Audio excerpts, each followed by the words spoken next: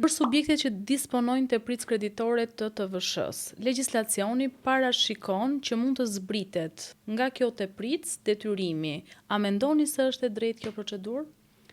Po, do të thosha që në kushtet që unë kam një TVSH kreditore dhe mua në fakt më jepet mundësia që të mos përdor paranë që kam në bankë, por të përdor tepritën kreditore të TVSH-s, në këtë aspekt do ta shikoja si një lehtësi.